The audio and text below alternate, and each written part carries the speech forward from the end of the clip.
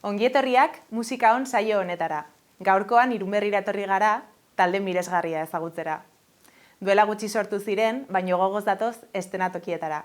Zuekin, Ibilbedi.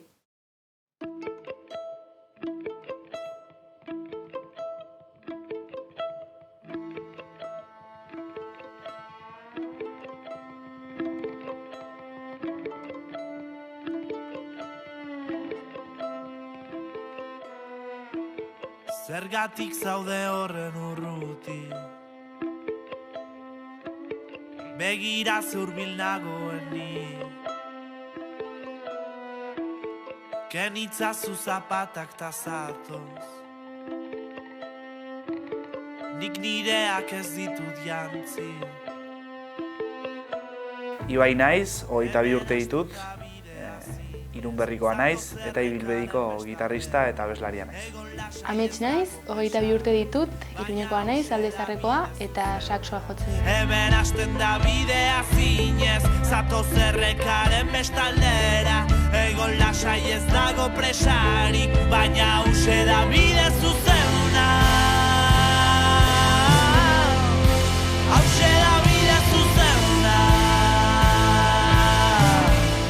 Bueno ba, eskerrik asko, gu hemen hartzeagatik. Zuei. Eta, konta iguzue noiz hasi zineten, taldearekin, zeintzuk zeundeten, momentu honetan berdinek jarraitzen duzuen edo ez. Taldearekin, Ibilbedirekin, duela urte bat hasi ginen, urte eta erdi kasik. Eta hasieratik 5 elkartu ginen, eta 5 jarraitzen du elkarrekin. Baina egia da, pixkat taldea sortzearen prozesua edo pixkat bitxia izan zela, eta nolabait bi talde edo elkartu zirela ni Amets eta Aretarekin banuen proiektu txiki bat. Ez genekin oraindik zer izanen zen, baina hor zegoen zerbait. Eta bestetik Javier Larrañetarekin, basoa jotzen duen mutilarekin, banuen ere beste proiektu bat, eta azkenan elkartu ziren biak nolabait.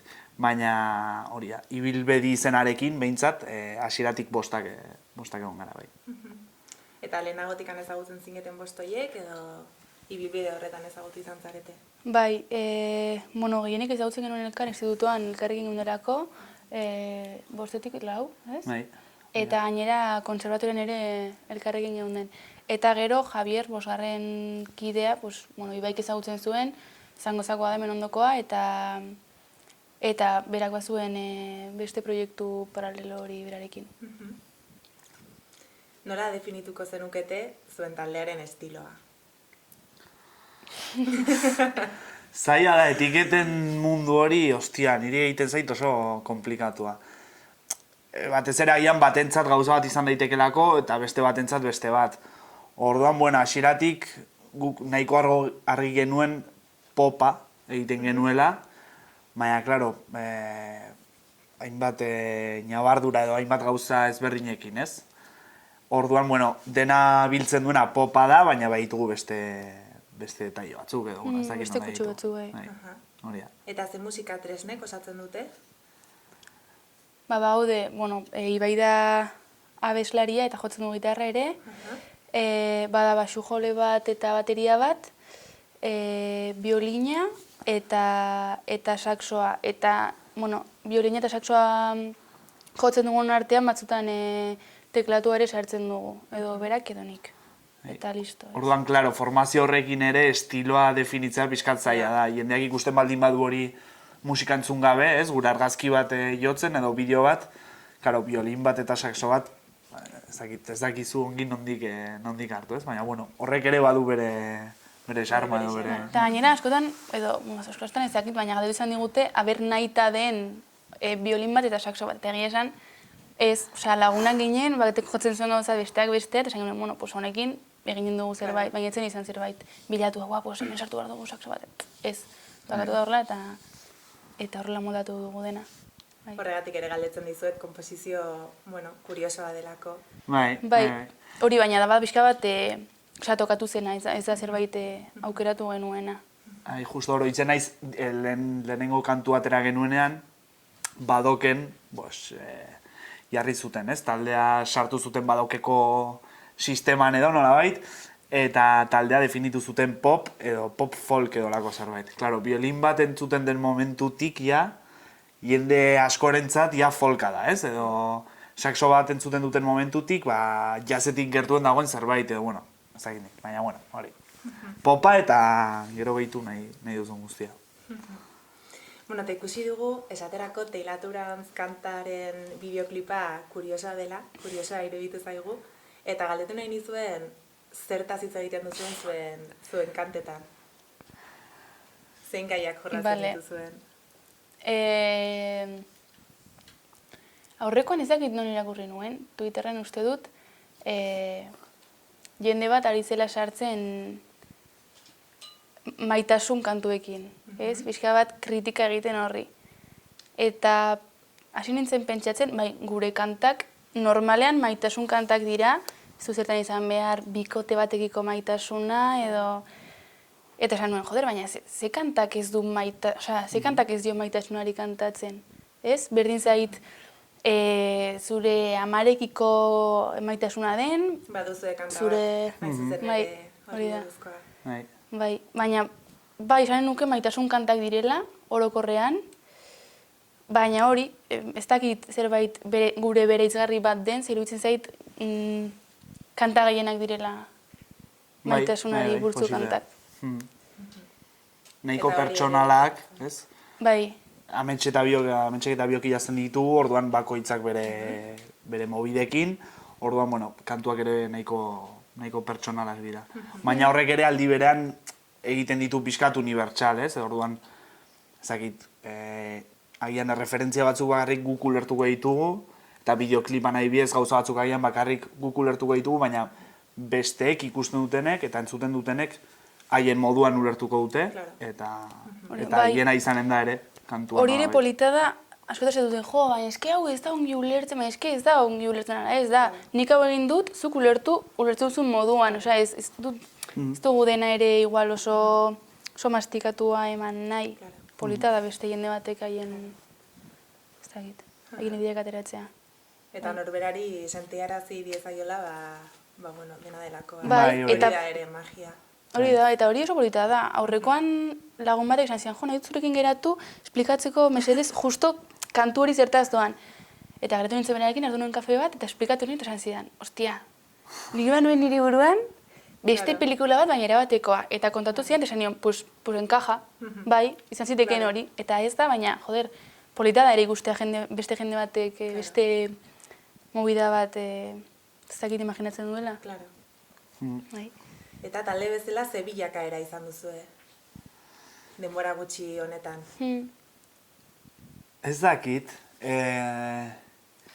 orain arte argitaratu ditugun kantuetan nahi bidez, atera genuen diskoa taldea sortu eta hilabetera, edo gutxiagora, eta gero atera genuen bide zuzena Teilaturantz. Bide zuzena Teilaturantz nahiko ezberdina dela aurreko kantuekin, baina, momentuan atera zitzaiguna izan zelako. Uste dut ez diogula horri ere buelta gehiegirik eman.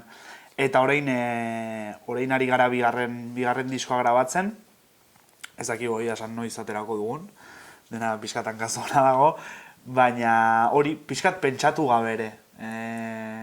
Saiatu gara gauza, pixkat berriak sartzen ere, baina, ez dakit, pixkat ustutari garela gure estiloa nolabait zehazten, ez? Bai, gero nahi gabe, baina... Nik bai ikusten dut, lehenengo diska hori izan zela pixka bat, ez dugu esan, baina sortu zen taldea pixka bat momentu txar batean, ibai eta biok momentu txar batean, eta bali izan zigun taldeak pixka bat mierda horiek denak edo botatzeko.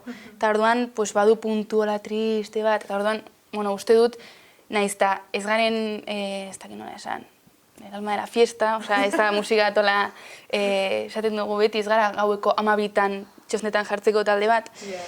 Baina, pixkat buelta eman diogu horri, eta irutzen zait, bigarren diska hau doala, ezain beste, ez dakit, tristura horretatik. Aurrerapen gisa. Eta nolakoak izaten dira sorkuntza prozesu horiek? Zerk inspiratzen zaitue? Inspirazioarena, niri behintzat, ez dakit, beti sinistu izan dut, ez? Badagoela inspirazio moduko zerbait, ez? Eta batean iristen zaizu ideia on bat, eta venga hau, eta la hostia da. Baina ohartu naiz, hobe funtzionatzen dudala, uste dut, goiz bat hartu, eseri, hartu paper bat, edo ordenagailua, zerbait entzun, eta idazten hasi.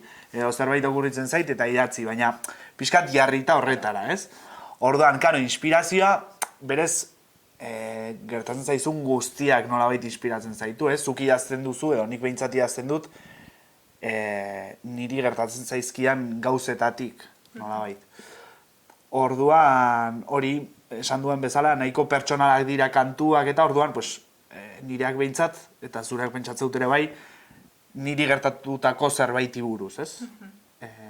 Ez dira nolabait asmatuak, baina, bueno, izan litezke ere bai, eta arazori gabe. Egia da badela, igual musika mundua kanpotik ikusita, ematen du dela, batean okurritu zaio hau, eta ez da gainbeste okurritu, da gehiago lanan ditu, eta badut ideia txiki bat, ekartze dut ona egun batean, edo biratzen dut audio bat, eta beste batek botatzen du bere proposamena, edo hau zait gustatzen, edo eginen nuke beste modu hontara, eta azkenean bakoitzak ekartzen du bere aletxoa, eta horrela sortzen dira kantuak normalean. Osa, ibiez diskonetan, hain eiz orain pixkate buruz, baina badago kantu bat, nik duela ezakitzen bat urte, 7, 8, 9 urte edo, idatzitako kantu batetik, akorde segida batetik hartuta. Osea, ez da zertan izan behar momentuan batean ateratzen zaizu zerbait eta horriekin, ez?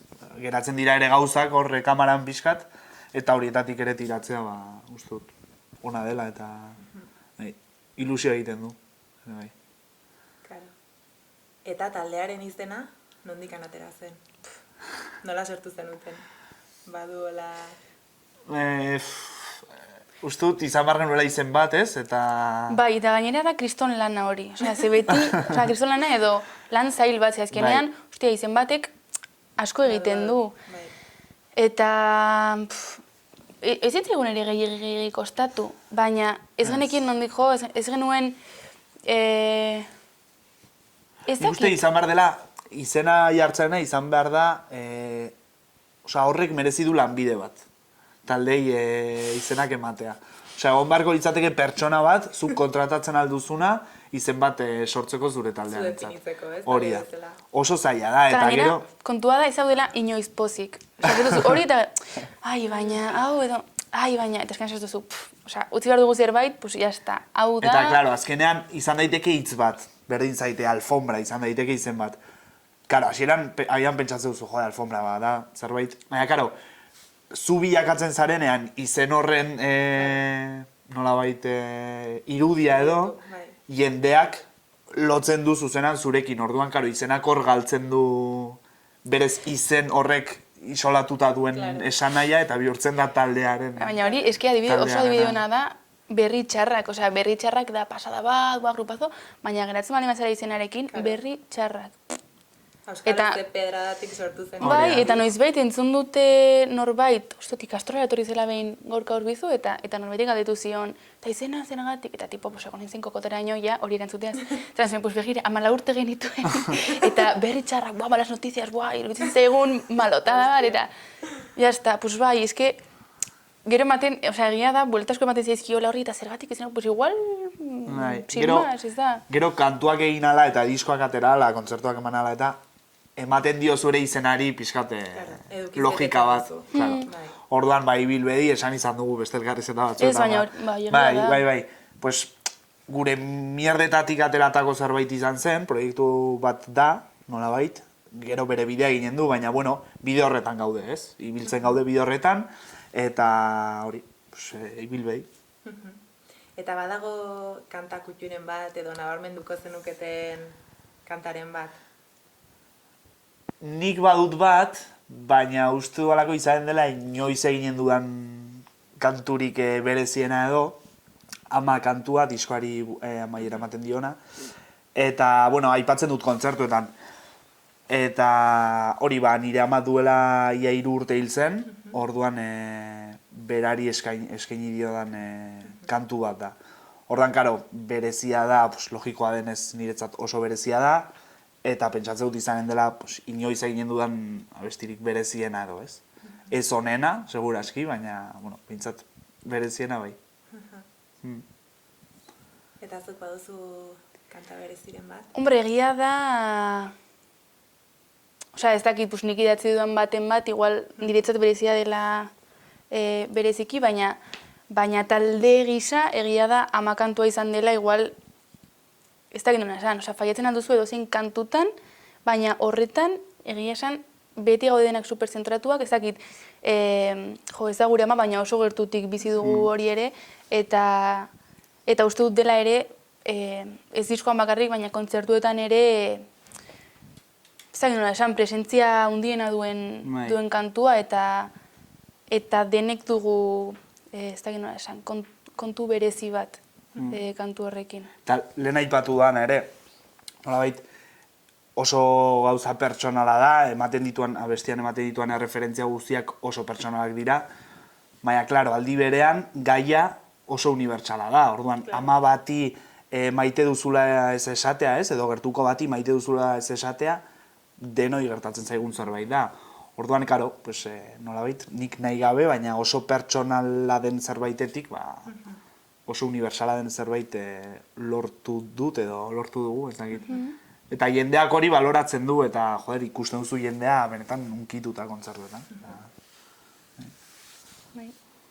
Bueno, eta zeintzuk izan dira zuen erreferentziak edo zein beste talderen eragina izan duzuela esango zenukete?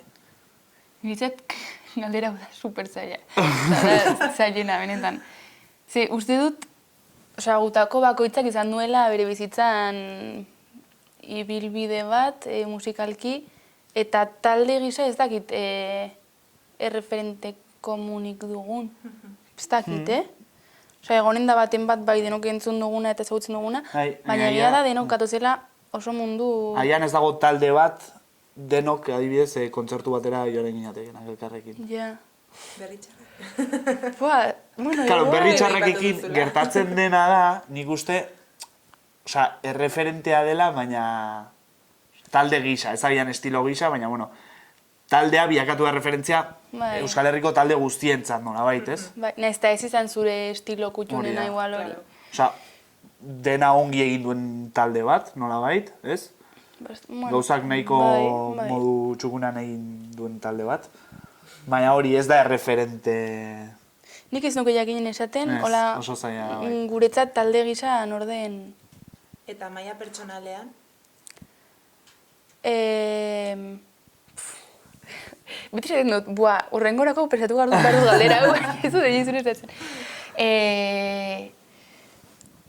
Ez dakit, nik asko entzun dut itoiz, bai nigatik, baina gehiago txikitan gurasoen eraginagatik, eta gero, klasikoetan bai Benito Lertxundi eta olakoak ere oso presente egon dira nire etxean. Hola, ja bizkat helduagotan deskubritu dut niretzat letretan pasada bat dena Anari, adibidez. Etortzen zezkit pila bat, baina ez dakit ere ze izen esan. Geratuko naiz Anarirekin eta bere letrekin. Bai. Ni ere gertatzen zait bizkat hori, izan ditut, ezakit, musikan hasi nintzenetik edo referente asko ez orduan, bizkat garaika. Diskoa atera genuenean, zer entzuten nuen asko adibidez. Estatu Batuetako bakarlari, oraingo bakarlariak, batez ere taldeetatik eratorritakoak, John K. Samson adibidez asko entzuten nuen. Ez dakit, musika nahiko akustikoa eta nahiko planoa dena, nolabait, laua. Baina, klaro, aldi berean orain, Idols bezalako talde bat asko entzuten dut, talde oso punki bat. Orduan, klaro... Baina hori ez da ibilbe direndako... Ez, baina niretzat bai, gauzak agian ez estiloa, agian ez duzu esaten, estilo hau nahi dute kopiatu, baina, taldeak nola funtzionatzen duen, nola egiten dituen gauzak, nola aurkezten dituzten kantuak, ezagit, da pixkate guztia, baina musika oso estilo ezberdinak. Eta gero beste taldekideek ere, oso estilo ezberdinak. Bai. Eta nola ikusten duzu musikaren estena Nafarroan? Orain? Niri esan nahiko kuriosoa iruditzen zaite oraingo estena. Gauza oso ezberdinak daude, ez? Egia da badaudela pixkat, sortzen dira pixkat taldeak edo, ez? Pues badago pixkat reggae eta musika jamaikar estena bat, punkoi estena bat, baina, badaude gauza nahiko ezberdinak. Eta Osea, ez da duela, ez dakit, nik altxaturekin jotzen nuenean, altxatu sortu genuenean, iruditzen zait zegoela dena askoz ere mugatuagoa. Eta dena zen taldeak ziren, Iruñerriko taldeak, nahiko antzekoak denak. Orain uste dut badagoela... Aniztasun gehiago. Bai, aniztasun gehiago. Nik uste barrera batzuk bota direla, edo desagertu direla, eta jendeak ez du zoin beste beldurrik igual beste gauza batzuk egiteko. Iruditzen zaite. Ezagit. Eta euskaraz dena, osea, besti guztiak euskaraz egiten dituzten talde gehiago daudela esan nuke orain. Edo ari direla bizkate sortzen. Osea, ez dut kalkulurik egin, baina ezagit, ikusten dut estena nahiko euskaldun du ere, bai. Eta zein talderekin gustatuko litzaizuek estenatokia konpartitzea? Ni orain nago superbiziatua burutik taldearekin. Gazte batzuk hasi direnak duela ezein beste, eta nago super flipatu haiekin. Bai. Igual estilo aldetik ez da oso, osea, gurearekin ez du bolako... Bai, gero ere barrera hori adibidez, oraindik ere dago hausteko, ez? Estiloen araberako kontzertu. Hori da. Ez, osea, nik arazorik izkontua da, hori jende bat badimadoa burutuk ikustera, igual zen duena, pues besteak, sin más, ez? Baina bai nigatik, joder, ni joko nuke haiekin, vamos, superpozik. Bai, nik ezakit, ez ditut oraindik zuzenan ikusi, eta ikusi nahi ditut, egia ere estilo aldetik ez duela asko pegatzen gurekin, baina asko entzuten nabil Thatchers taldea, Iruñerriko Thatchers taldea, eta hori ez du pegatzen, baina bueno, izaten alda, zerbait bai. Eta horretaz gain zein talde gomendatzen dizkiguzue, horrela zuen ingurukoak edo ezagunak direnak? Iruñerrikoak? Iruñerria, Nafarroa, edo Euskal Herria mailan ere izan leike. Zaila da, Hostia, bai. Bueno, aipatu ditugun biak, nik uste ez? Bai, bai. Burutik eta Thatcher, sola Iruñerriko estenatik. Eta ez dakit.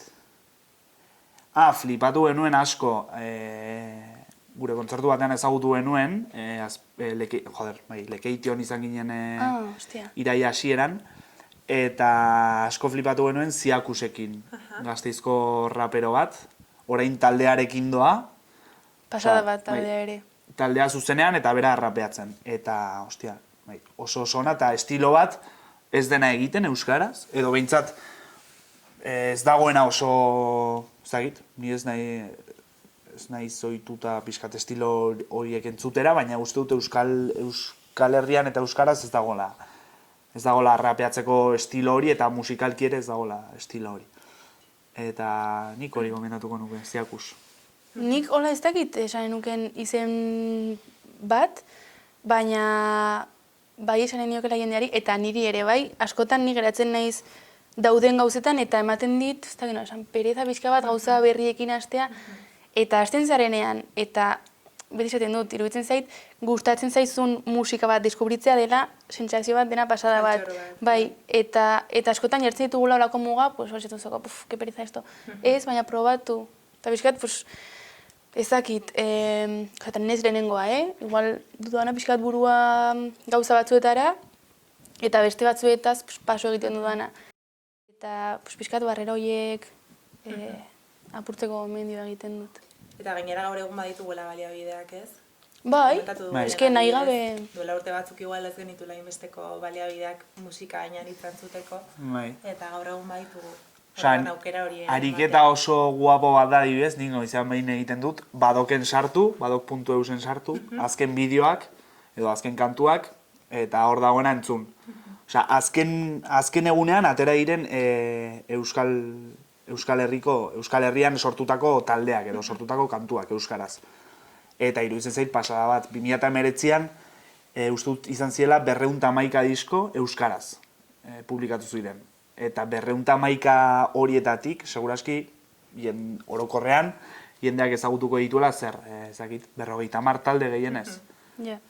Eta ariketa hori nik izan behin egiten dut eta oso guai dago talde asko deskubritzeko.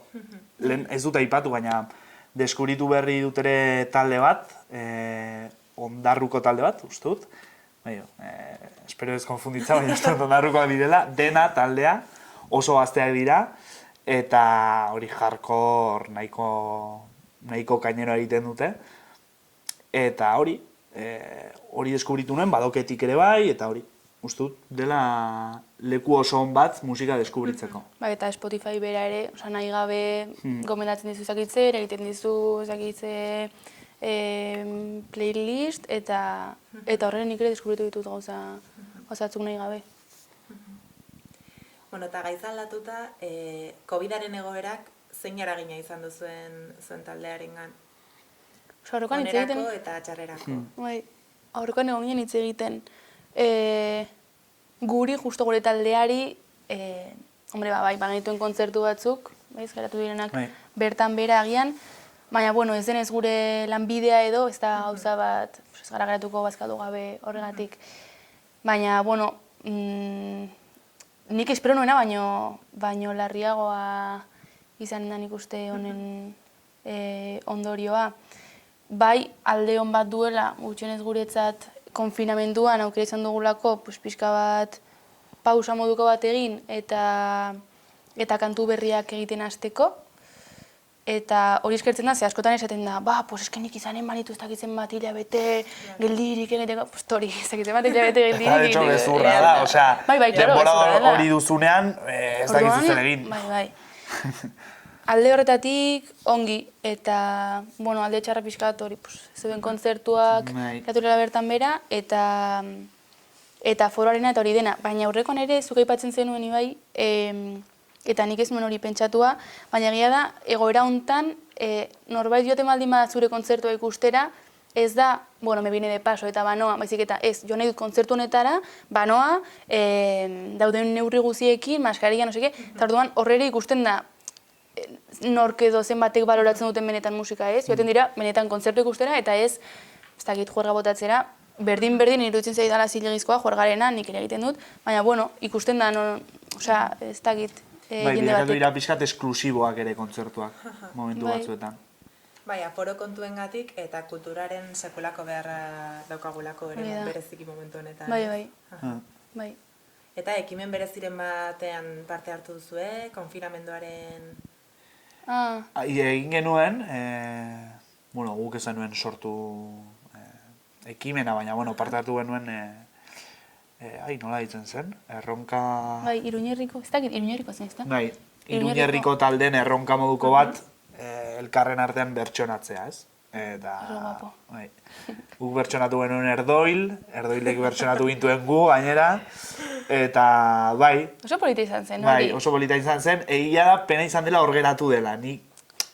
Zagit, nik orain, ezin dielako makrokontzertuak egin, baina, superpolita litzateke festival moduko bat.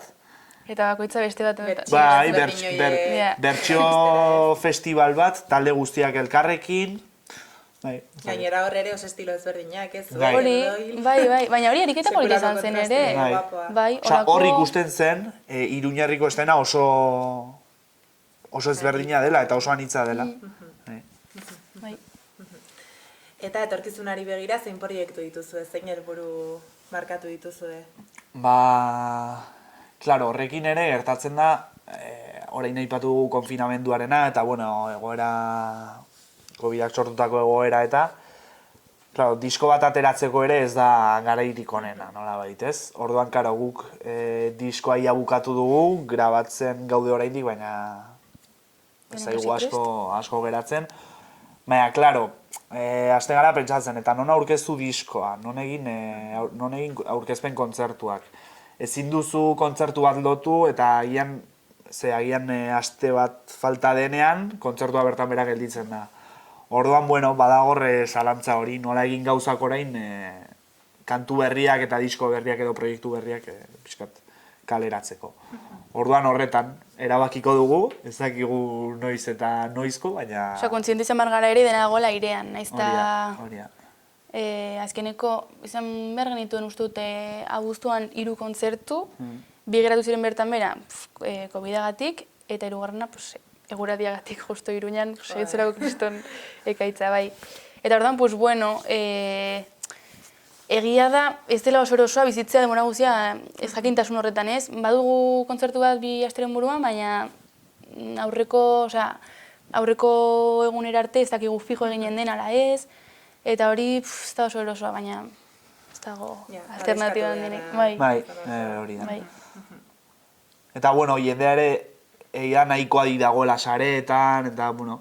Baina jendeak ere behar hori sentitzen duelako, zein batean, egon da, izakitzen denbora etxean, edo streaming bitartez izakitzea ikusten, eta jendeak nik uste baloratzen dituela bastante orain zuzenekoak, ez dauda inbeste, esaten zenuen esklusibitate hori ere badagoela, 35 leku daude, joan behar naiz lehenengoa. Eta, bueno, horrek ere uste dut egin batean mesede egiten digula guri. Bai, 50 pertsonako aforoa duten kontzertuan, guretzat dira. Bai. Karo, talde txikientzat egia da, agian gehiago kertu dela talde pixkat profesionalen egoera, ez? Talde txikiei gertatu zaiguna, izan da, bai, kontzertuak bertan bera geratu dira, baina, bueno, ematen genituen beste kontzertuak ere ez ziren. Ja, 40 aurrean ziren. Eta egoera super honetan, baldintza oso honetan, eta... Orduan, bueno, bai, pixkat desagertu da zirkuito txiki hori, ez? Gaztetxetako zirkuitoa, tabernetako zirkuitoa, eta... Baina, bueno, ezakit, pixkanaka uste dut bera joan dela. Bueno, eta bukatzen joateko beste galdera pertsonala egingo dizuet, eta da zergatik egiten duzuen musika. Musikak zer ematen dizuen, zuei? Ezagit. Topikoa da, baina uste dut, eske duela gutxi gertatu zitzaidan, hizkuntza eskolan apuntatu naiz, ingelesa egitera, eta marraztu behar genuen paper batean, ikusten zitzaizkigun gauzak, ez? Gero, bai. Eta, bestekien zer nahi, eta egin nuen gitarra bat, eta ere esan nuen, beste gauza bat musikaz aparte, jarriko ditut vinilo batzuk.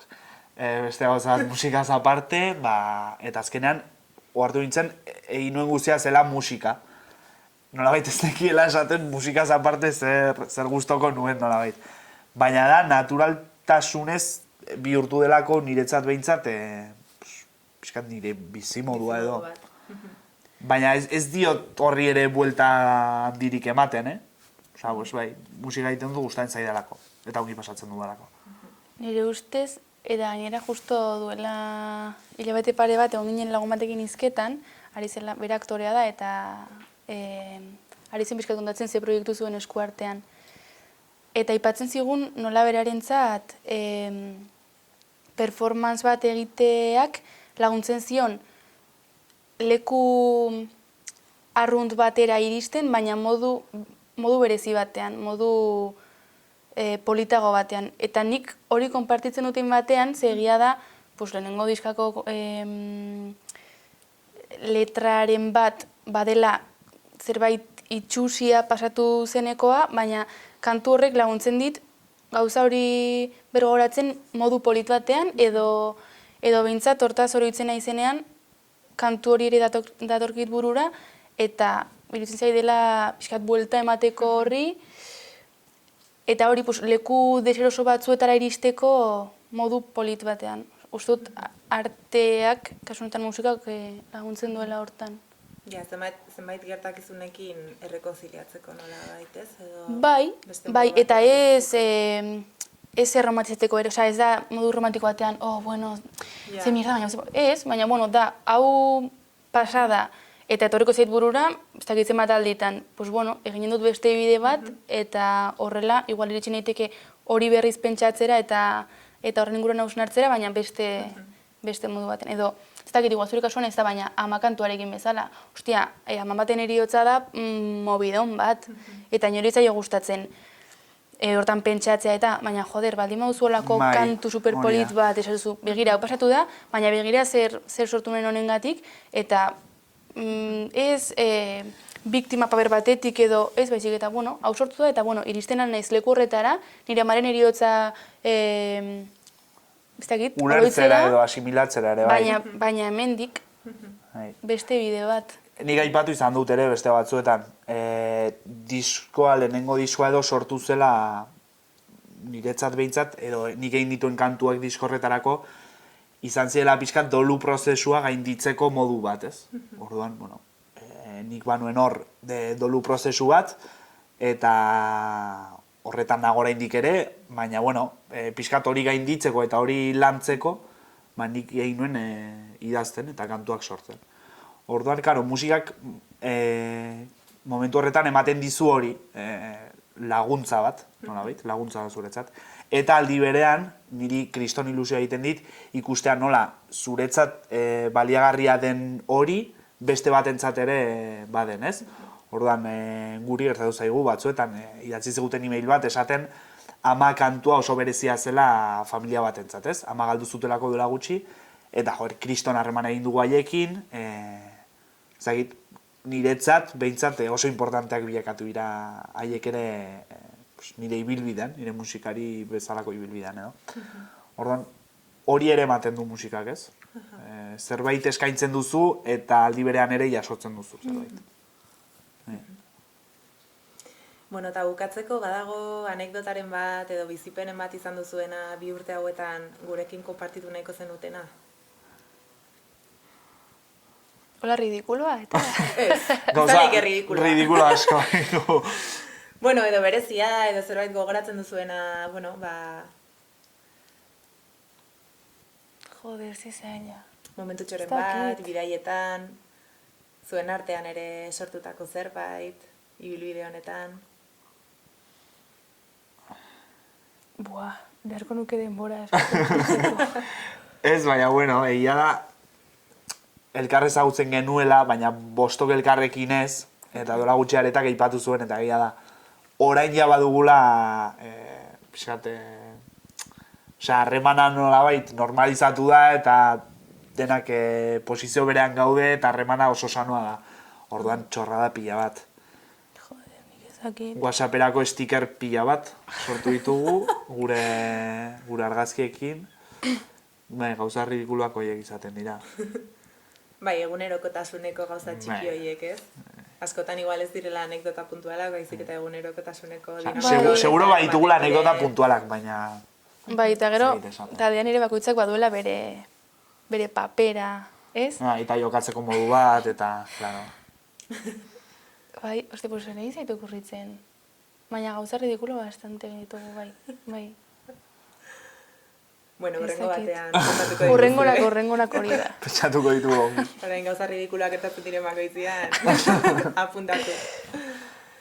Bueno, honeaino, eta, eskerrak ematea, leku zoragarri honetara gonbidatzeagatik.